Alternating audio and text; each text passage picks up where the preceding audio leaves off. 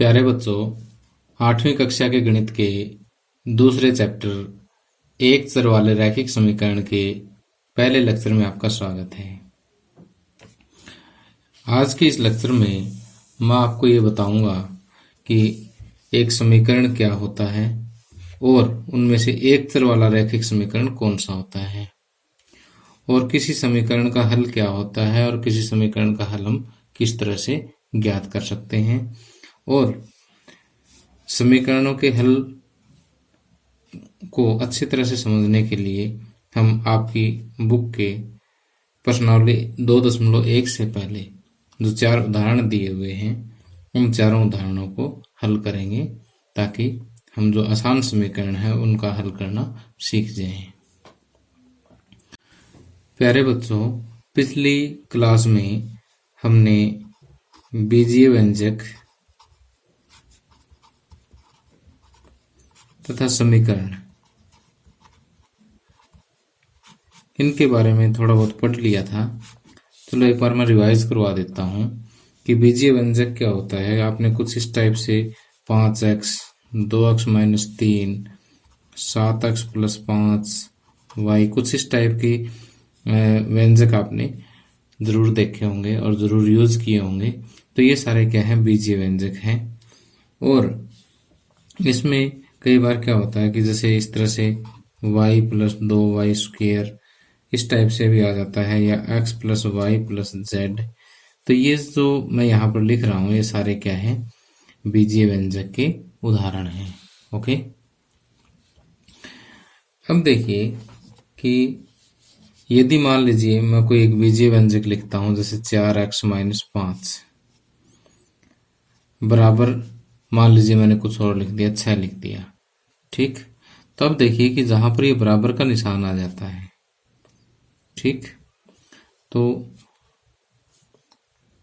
अब ये जो है बीजीय व्यंजक नहीं रहा है, अब ये क्या बन गया है, समीकरण बन गया है। तो समीकरण के लिए सबसे पहले जो जरूरी चीज है वो बीजीय व्यंजक के साथ बीच में क्या होता है, एक बराबर का निशान जरूरी होता है। अब देखिए मैं यहाँ पर आपको एक चीज और भी बता देता हूँ कि यहाँ पर जैसे जो आप यहाँ देख रहे हो x है, y है, z है, जो ABC वाले जो अक्षर हैं इनको हम कहते हैं चर।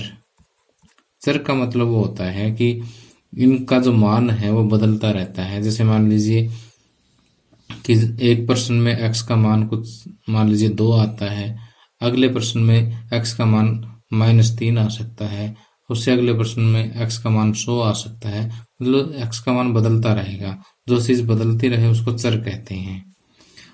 और अब देखिए कि ये -5 है, 6 है। अब देखिए इनका मान हमेशा ही किसी भी क्वेश्चन में ले लीजिएगा आप, हमेशा समान रहेगा। तो ये जो है क्या कहलाते हैं, अचर कहलाते हैं। ओके, लेकिन चर के साथ अगर कोई गिनती वाली कोई संख्या आ जाती है या कोई पूर्णांक या कोई प्रमेय संख्या आ जाती है तो उसको उसका गुणांक कहते हैं। क्या कहते हैं, इस चर का गुणांक कहते हैं। ओके, तो आपको बात ध्यान आ गई होगी कि जो इस तरह से जिसका मान बदल सकता हो, यानी x y z वगैरह से हम ज़्यादातर डिनोट करते हैं, इसको t से भी कई बार डिनोट कर देते हैं। तो ये जो है चीज़ जिसका मान बदलता रहे वो चर होता है। चर के साथ जो संख्या गुणा में होती है वो उस चर का गुणांक होता है। और जो इस तरह से अकेली संख्या हो वो अचर होता है। ओके, अब देखिए हम ये देखेंगे कि समीकरण के बारे में तो हमने देखा, और एक चर वाले रैखिक समीकरण कौन से होते हैं। अब देखिए कि जैसे मान लीजिए मैंने यहाँ पर ये लिख दिया 7x + 5y = 2। अब ये समीकरण तो है लेकिन इसमें चर देखिए, एक तो x है, एक y है। तो ये 2 चर वाला समीकरण हो गया, एक चर वाला समीकरण नहीं है। एक चर वाले समीकरण के अंदर इस तरह से एक ही चर मिलेगा, आपको दूसरा चर नहीं मिलेगा, जैसे सिर्फ x में ही मिलेगी। तो ये तो बात होगी एक चर वाले समीकरण की। अब रैखिक का मतलब क्या है, रैखिक का मतलब है कि चर की घात 1 है। अब जैसे मान लिया मैंने ये लिख दिया x² + 5 = 7, तो यहाँ चर तो 1 है लेकिन चर की घात देखिए कितनी होगी, 2 होगी। तो अब ये रैखिक नहीं रहा। तो रैखिक में क्या होता है कि रैखिक में चर की घात हमेशा ही क्या रहती है, एक रहती है। ठीक, रैखिक समीकरण में चर की घात हमेशा ही क्या रहती है, एक रहती है, याद रखना। तो अब जो आप यहाँ पर उदाहरण देख रहे हो, यहाँ पर देखिए एक चर है, इसकी घात एक है। ठीक, तो ये एक चर वाला रैखिक समीकरण है। ओके, अब यहाँ इस समीकरण में देखिए कि बराबर के निशान से लेफ्ट हैंड की तरफ, उल्टे हाथ की तरफ अगर हम देखें तो ये जो सारा जो मैंने वो यहाँ पर हाईलाइट किया है, ये सारा पोर्शन जो बराबर के निशान से इधर है, ये कहलाता है लेफ्ट हैंड साइड। क्या कहलाता है, लेफ्ट हैंड साइड, या हिंदी में बोले तो बायां पक्ष। और जो बराबर के निशान से राइट में है, सीधे हाथ की तरफ है, दाएं हाथ की तरफ है, ये कहलाता है राइट हैंड साइड। ओके, और इसको वैसे आप बराबर का चिन्ह बोलते हैं और शुद्ध हिंदी में इसको समता चिन्ह बोलते हैं। ठीक, ओके, तो आप एक चर वाले रैखिक समीकरण के भाग समझ गए होंगे कि ये लेफ्ट हैंड साइड है, ये राइट हैंड साइड है, और ये इसका समता चिन्ह है। ओके, और x यहाँ पर क्या है, चर है, 4x का गुणांक है, बाकी ये दोनों अचर पद है। ओके, तो इतनी चीज आपको अच्छी तरह से समझ लेनी चाहिए। अब देखिए, मैंने यहाँ पर आपके सामने 6 समीकरण लिखे हैं।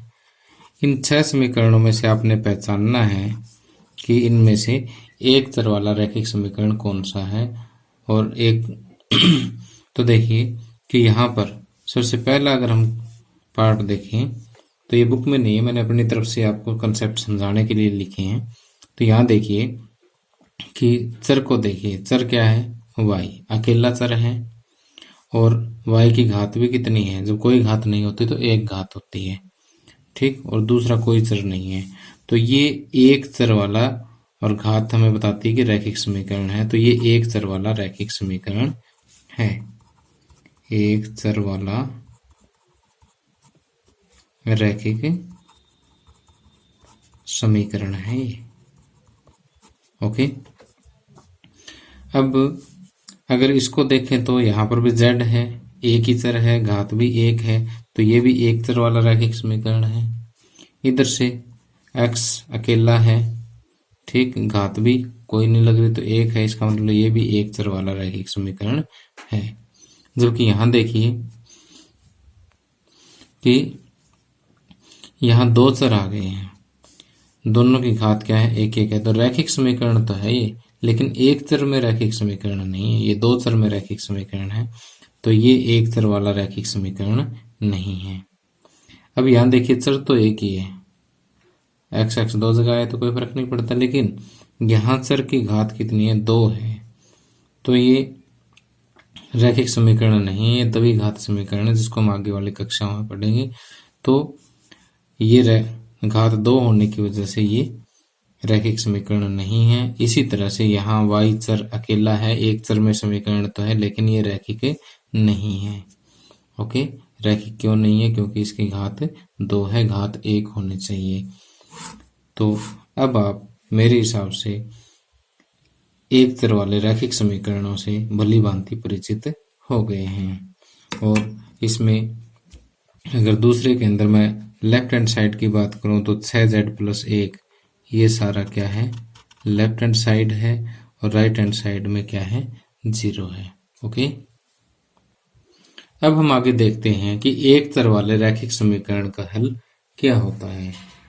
अब जैसे मान लीजिए मेरे पास कोई एक रैखिक समीकरण है, 2x - 4 =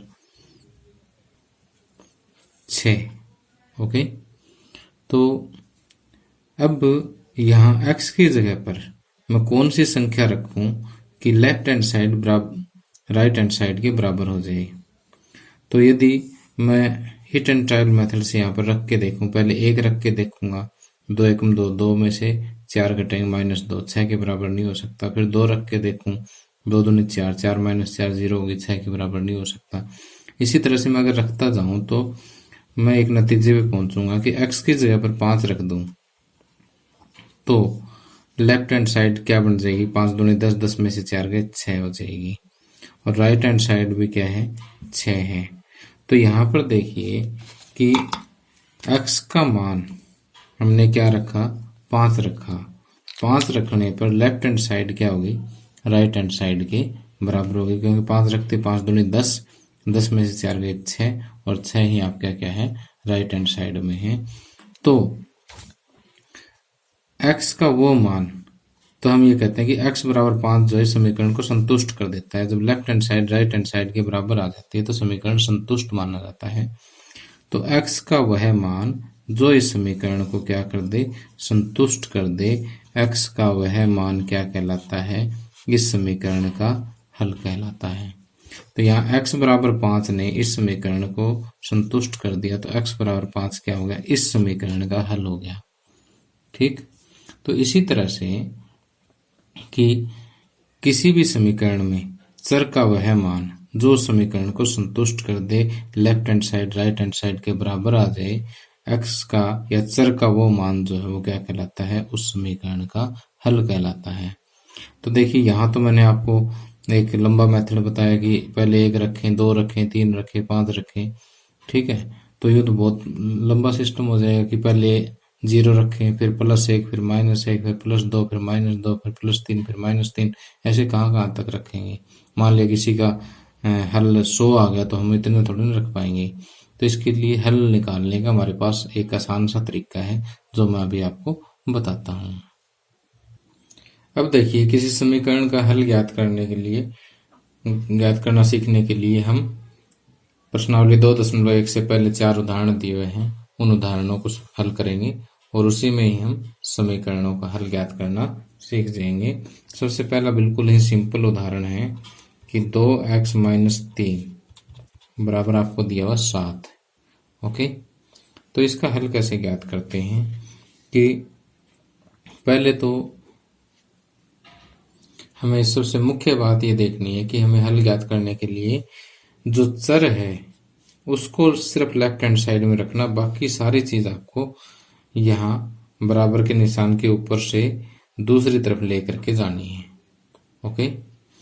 तो अब यहाँ पर एक एक चीज को ध्यान से देखिए कि 2x है यहाँ पर और एक पद तो ये हो गया, दूसरा पद है -3। तो चर वाले पद को छोड़ करके दूसरा पद हम पहले इधर लेकर के जाते हैं। तो यहाँ पर हम दूसरी लाइन जब भी लिखते हैं समीकरण वाले को हल करने वाले में, उसमें लिखते हैं या तो या लिख दो या फिर इस टाइप का निशान लगा दो इम्प्लाइज का। तो या 2x बराबर 7 पहले से पढ़ा, जो चीज पहले से पढ़ी उसको पहले लिख दे। अभी -3 है, -3 जब बराबर के निशान के ऊपर से राइट में जाएगा तो ये +3 हो जाएगा। तो ये चीज याद रखना कि जब भी कोई माइनस का पद बराबर के निशान से इधर जाता है तो प्लस का हो जाता है, प्लस का पद जाएगा तो वो माइनस का हो जाएगा। ओके। तो यहाँ पर 2x बराबर 7 + 3 कितना हो गया, 10। या x बराबर पहले से 10 पड़ा है, अब इस 2 की बारी है। 2 यहाँ पर गुणांक है, इसका गुणांक मीन्स इसके साथ गुणा में है। तो जैसे माइनस वाला इधर जाके प्लस में हो जाता है, प्लस वाला माइनस में हो जाता है, उसी तरह से गुणा में जो चीज है वो इधर जा करके भाग हो जाएगी, यानी बटे में आ जाएगी, और जो इधर बटे में जो चीज है वो इधर जा करके गुणा में हो जाएगी, यानी गुणा वाली भाग हो जाएगी, भाग वाली गुणा हो जाएगी। तो ये 2 यहाँ इसके साथ गुणा में है, इधर जा करके क्या हो जाएगा, भाग में हो जाएगा। अब 2 × 2 2 × 5 = 10। तो x बराबर 5 जो है इस समीकरण का हल आ गया। चेक कैसे करेंगे कि जैसे x की जगह 5 रखो, 5 दूनी 10, 10 में से 3 गए 7। ओके।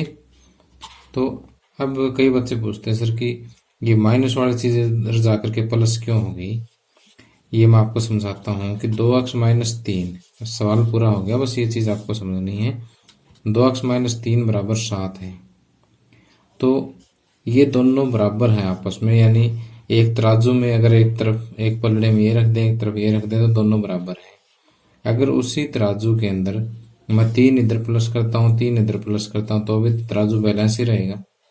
ठीक, इस 3 से 3 कट जाएगा, तो 2x बराबर 7 + 3 हुआ कि नहीं हुआ। ठीक, तो वास्तव में ये होता तो ऐसे है, लेकिन ये हम छोटी क्लासेस में करते हैं। अब 8वीं क्लास में हो गए, तो अब इस चीज़ को डायरेक्ट करना है कि -3 इधर जा करके +3 हो गया। ठीक है, आपने ऐसे इतना लंबा स्टेप नहीं लेना होता। और गुणा वाला भाग में कैसे होता है, जैसे 2x बराबर 10 है, तो 2 से मैं इधर भाग दे दूँ, 2 से इधर भाग दे दूँ, इस 2 से 2 कट जाएगा। ठीक, और अ, समझ गए बात को। तो इसलिए हम इसको कहते सीधा है कि बात तो वही होगी, जो गुणा में वो इधर भाग में चला जाता है, इसलिए इसको हम डायरेक्ट समझा देते हैं। ओके, और अब आपने डायरेक्ट ही इसको याद रखना कि जो इधर चीज़ माइनस में इधर जाके प्लस में होगी, प्लस वाली चीज़ माइनस में, और जो अंक गुणा में है वो इधर जाकर के भाग में हो जाएगा, और अगर इधर कोई भाग में है तो इधर जाकर के गुणा में हो जाएगा। ठीक, और गुणा और भाग वाली जब करनी है, जब यहाँ पर सिर्फ एक पद हो या फिर पूरे के साथ कोई चीज़ गुणा में हो, तो ये चीज़ जाएगी इधर। ओके, पहले आपने गुणांक नहीं लेके आना इधर, पहले एक पूरा का पूरा पद, जब इधर एक पद रह जाए तब आपने गुणा और भाग वाले भेजने हैं। ओके, तो सम तो आपका ये इतना इतना ही है। ओके, और बाकी ये सारी चीज़ आपके समझने के लिए थी। अब आगे दूसरा उदाहरण देखिए, यहाँ पर आपको दिया हुआ है कि 2y + 9 = 4। इसका आपने क्या करना है, हल करना है, यानी y का मान ज्ञात करना है। तो पहले देखिए कि ये जो एचर पद है, इसको मैं राइट में ले जाता हूँ। 2y प्लस का 9 है, पहले बराबर का निशान जो राइट में है उसको पहले लिखूंगा, क्योंकि ये तो बेचारा पहले पढ़ा ही है यहाँ पे। ठीक, अब इसको प्लस वाले को इधर लेके जाऊंगा तो ये क्या हो जाएगा, माइनस का हो जाएगा। ठीक, और दूसरी लाइन लिखिए तो या। अब जितनी लाइन लिखते जाएंगे उससे पहले या लिखना जरूरी है आपने। 2y बराबर 4 में से 9 माइनस करेंगे तो 9 में से 4 गए 5, और बड़ा मान किसका है, इसका है, तो माइनस वाले का तो माइनस में 5 आ जाएगा। अब देखिए ये गुणांक इधर लाने की बारी आ गई, तो y बराबर ये 2 इधर गुणा में है, इस साइड -5 पड़ा ही है, इधर ये 2 गुणा में, तो इधर जाकर के भाग में हो जाएगा। तो y बराबर -5/2 जो है इसका मान आ जाएगा। ओके, अब आगे तीसरा उदाहरण का हल देखिए कि यहाँ पर दिया x/3 + 5/2 बराबर -3/2। ओके, तो पहले तो x/3 है, अब 5/2 को मैं इस साइड लेकर के जाऊंगा, तो माइनस बराबर -3/2 तो पहले पड़ा ही है, ये है प्लस का 5/2, तो बराबर के निशान से उधर कूद करके आ जाएगा, प्लस का निशान क्या हो जाएगा, माइनस का हो जाएगा। ठीक, अब दूसरी लाइन शुरू की है तो या लिखना जरूरी है, यहाँ पर भी या लिखेंगे। तो x/3 बराबर, पहले इस साइड को सोल्व कर लेते हैं, इधर 2 आ गया लघुत्तम समापवर्ती इसका, जिसको शॉर्टकट में एलसीएम बोलूंगा मैं। एलसीएम कितना आ गया, 2, 2 को 2 से भाग दिया 1, 1 को -3 से गुणा -3। इसी तरह से 2 को 2 से भाग दिया 1, 1 को -5 से गुणा -5। या x/3 बराबर, ये दोनों ही माइनस के हैं, तो -3 और -5 माइनस के 8 हो गए, बटे में 2। ओके, या अब देखिए 3 ले जाने की बारी आ गई इधर। अब ये 3 यहाँ पर भाग में है, इधर जाकर के गुणा में हो जाएंगे। x बराबर -8/2 गुणा में 3। ठीक, तो यहाँ से हम ये कह सकते हैं कि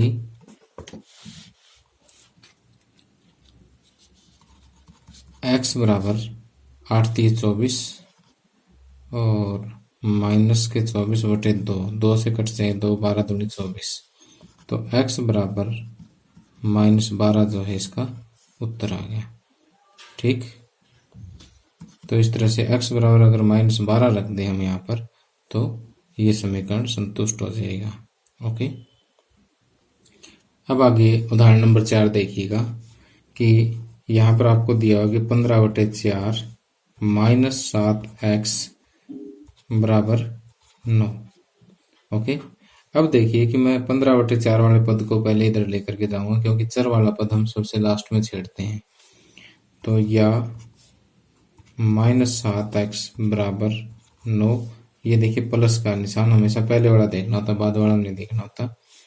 कि प्लस का है तो इस साइड जा करके माइनस हो जाएगा। ओके, या -7x, पहले इसको हल कर लेते हैं। इस साइड एलसीएम कितना आएगा 4, लघुत्तम समावर्ती 4 है, इसके बटे में कुछ नहीं, 1 दे लेते हैं। 4 को 1 से भाग दिया 4, 4 में 36, माइनस 4 को 4 से भाग दिया 1, 1 15 15। ठीक, या -7x बराबर 36 में से 15 माइनस करेंगे, 6 में से 5 गए 1, 3 में से 1 है 2, 21/4। या x, ये सिर्फ 7 हम इधर लेकर के जाते हैं, तो -x बराबर 21/4, और 7 इधर गुणा में है तो इधर भाग में चले जाएंगे। भाग में यहाँ जगह नहीं थी तो इसलिए मैंने 1/7 कर दिया, ऐसे भी कर सकते हैं। अब इसको हल करेंगे, 7 एकम 7, 7 दिए 21। या -x बराबर 3/4 आ गया। या हम लिख सकते हैं कि x बराबर, ये माइनस का निशान हम इधर भी लेके जा सकते हैं कि दोनों तरफ माइनस से गुणा करेंगे तो माइनस माइनस प्लस, और ये माइनस का हो जाएगा, तो -3/4। ओके, तो इस तरह से x बराबर -3/4 जो है इस समीकरण का हल आ जाएगा। और यदि आप एग्जाम में चेक करना चाहते हो कि हमारा सम ठीक है कि नहीं है, तो आप 15/4 -7 और x की जगह पर -3/4 पुट करके देख लो लेफ्ट हैंड साइड में। 15/4 और ये माइनस और माइनस की गुणा प्लस 7, ये 21/4, इन दोनों का एलसीएम आ गया 4, और ये 15 + 21, 5 और 1 6, 2 और 1 3/4, 4 एकम 4, 4 में 36, कितना आ गया 9, और राइट हैंड साइड में भी क्या है 9 है। तो लेफ्ट हैंड साइड क्या होगी, राइट हैंड साइड के बराबर होगी। तो इस तरह से आप अपना उत्तर भी चेक कर सकते हैं। तो प्यारे बच्चों, इसी के साथ ही लेक्चर समाप्त होता है। और आपने आज क्या करना है कि ये चारों एग्जाम्पल तो आपने सोल्व करने ही करने हैं, इसके साथ साथ प्रश्नावली 2.1 के प्रश्नों को भी आप लोगों ने हल करना है। और अगले लेक्चर में जब मैं इसको हल करवाऊँ तो आपने अपनी सॉल्व की कॉपी साथ में लेकर के बैठना है और वहाँ से कंपेयर करना है, अपनी गलतियाँ खुद छांटनी है। ठीक है, तो प्यारे बच्चों, आज के लिए इतना ही। आपको मेरा लेक्चर कैसा लगा कमेंट करके ज़रूर बताएं। Thank you, have a nice day.